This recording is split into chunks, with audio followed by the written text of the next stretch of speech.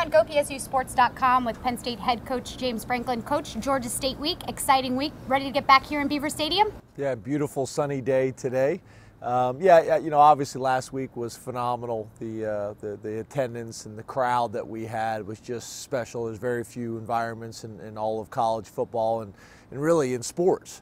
So very appreciative of that and excited about getting on to Georgia State. There's no doubt about it. I think probably the first thing that jumps out to me is this is the same football team or basically the same football team that went to Wisconsin last year and was winning in the fourth quarter. So, obviously we have a challenge in front of us and we need to be prepared and we need to be ready.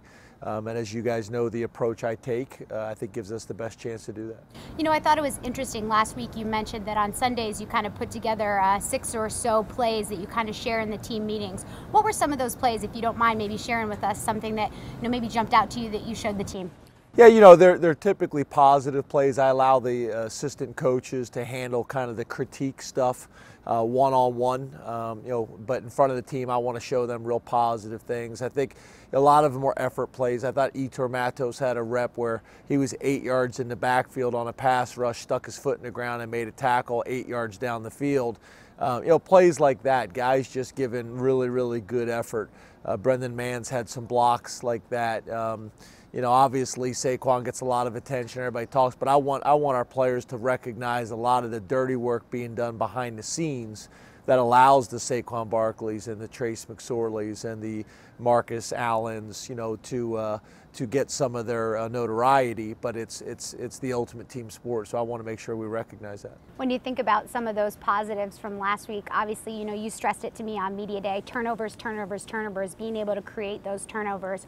With all the success that, we've been able to have kind of creating those turnovers, how do you keep that momentum going?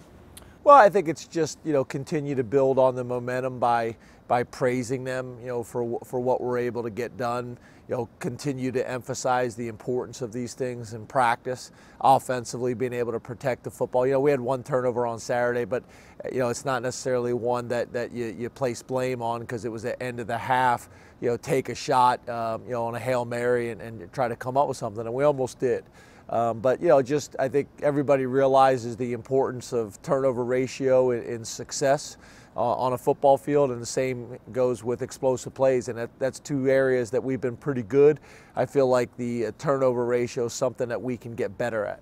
And then another area that you kind of talked to me about, takeaways from Saturday, getting off the field a little bit faster. Takeaways, mindset, what is Penn State kind of working on to get better for Georgia State this weekend? Yeah, one of the things that I look at is, when you look at time of possession doesn't have as much of a factor as it used to because of the style of offense that we play. But it's like anything in life, losing time of possession isn't the end of the world, but you don't want to get to extremes. And Saturday we got to extremes. I think at one point it was like 6 minutes to, 24 or something like that. Yeah, significant. So obviously, we need to do better there. And it's a combination. One of the things I look at is I look at 3 and outs. Is our offense having too many 3 and outs and our defense not creating it?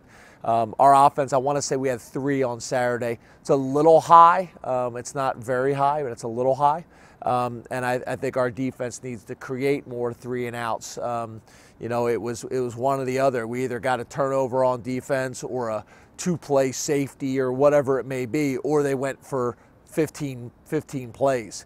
And their style of offense, it's going to be a little bit like that. Whenever you play a pro style, run the ball, pound it type of offense, as well as if you played a wishbone team, you're going to get a little skewed. But I think we can be better on offense. 3rd down percentage would help us with that.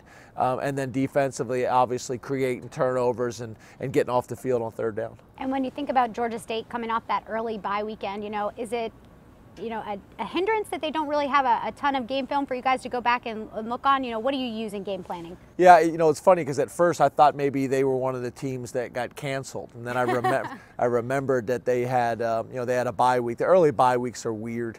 You're hoping to be able to get a chance to watch a couple games from this season instead of us having to go back and find where their defensive coordinator was and watching film from those places. So it's a little awkward, but overall, really pretty good. But But you know, it just creates some challenges for you. You just don't have as much film to watch. And then for them, it's hard now because they get their bye week so early. Now they got to go 10 straight weeks or whatever it is, you know, without any time off. So you know, it's not an ideal situation, I don't think, for either team. And when you think about Georgia State a little bit more defensively, pretty solid, you know, especially their secondary, you know, how do you see Penn State kind of matching up with those strengths?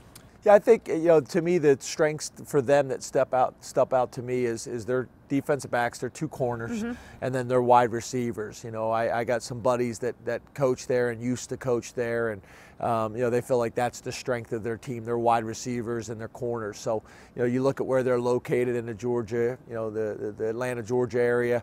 You know, they don't really leave the state for recruiting very much. And there's a lot of skill players. Yeah, and typically in these type of games, the skill players match up fairly well, but it's usually the O-line, D-line where you're able to kind of wear people down. And then I know it's nothing new for your teams, but you know, a 7:30 start. Is there anything you have to do to kind of, you know, make sure that focus is staying high with so much downtime during the day? Well, we tried to practice a few times this camp at night in the stadium to try to get prepared for that. You know, I like it because it allows me to go for a walk and get some exercise during the day. We got a pretty good routine for the players.